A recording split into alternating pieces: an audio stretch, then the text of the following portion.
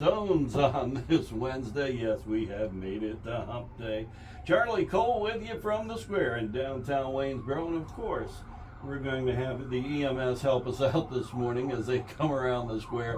We're at 8 minutes after 7 o'clock, and glad to be a part of your day. And we have a special guest with us this morning.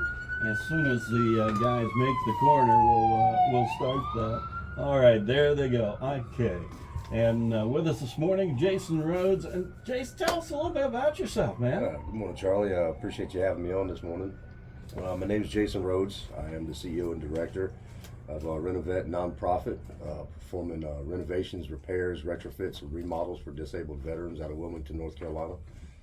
And currently, I'm on a walk to kind of promote mental health awareness and also promote what we're doing to combat it.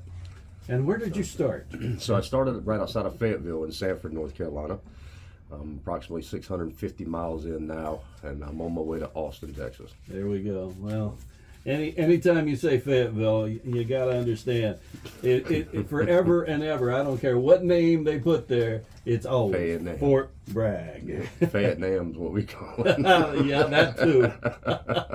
It's not a bad place. It's awesome. I had a lot of support coming out of there with a lot of local shops and stuff like that. So, well, tell us about the effort and a little more detail about Renovet. Yes, so just the past couple of years, we've been running a profitable business and rolling over profits to do projects for disabled veterans.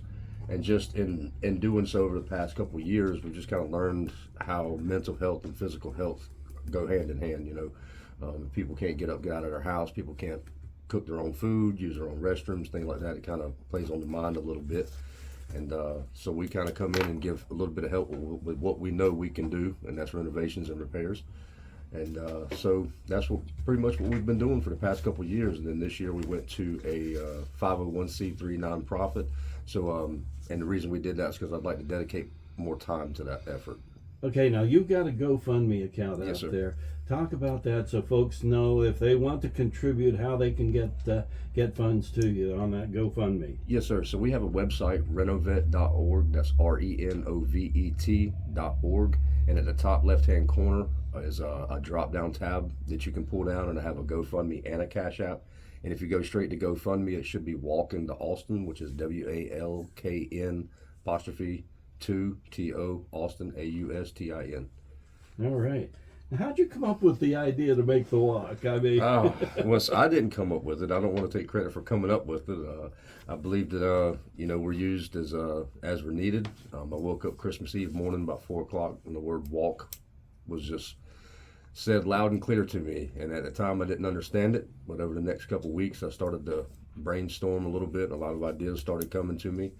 I make a joke. I said, I'm pretty religious, and I make a joke and tell people that I probably could have done a 5K around my town, but I'm a little bit of an overachiever.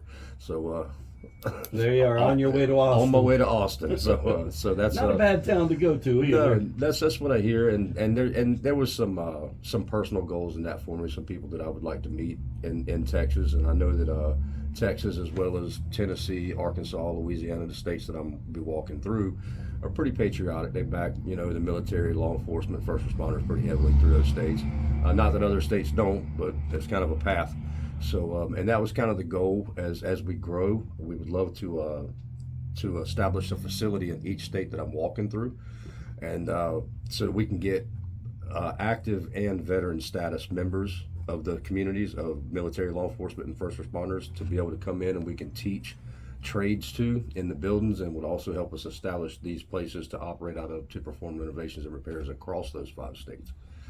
Now, do you have a goal amount that you're trying to reach by the time you get to Austin? Yes, sir. The goal, which happens to be how many steps it is, and that was something I came up with in the beginning, which is 2.76 million steps, which is 2,760,000 steps.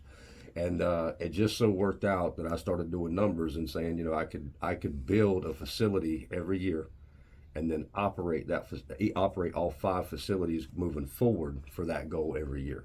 So that would be a yearly obtainable goal, is what we're looking at on that. And what a lot of folks don't understand is several years ago, many years ago, they had facilities at the VA hospitals to support those who had needs, both handicapped as well as mental needs. They had like living conditions, living places, and that all went away. That's gone away.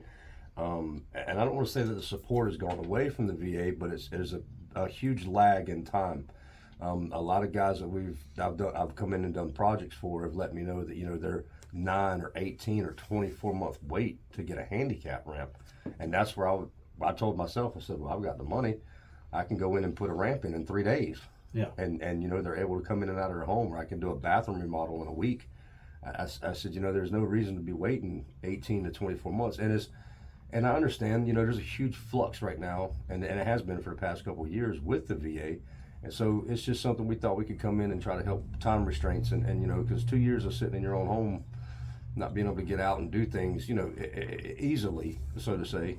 And I believe that these guys have paid some of the ultimate sacrifices for us. And, if we're able to get up and do, we should be able to get up and do. That's a fact. Now, tell the folks a little bit about your background, because we're kind of brothers in arms. I mean, different services, but... you make fun of me, I make fun of you. Absolutely. Tomato. No, but when the rubber hits the road, we're shoulder to shoulder. Dang right. So, so I was Navy from 98 to 2004. I was a gunner's mate in the Navy, obtained E5, gunner's mate 2nd class, petty officer 2nd class. And then I was on a VBSS team, as a board search and seizure team. We were stationed out in 32nd Street Naval Base.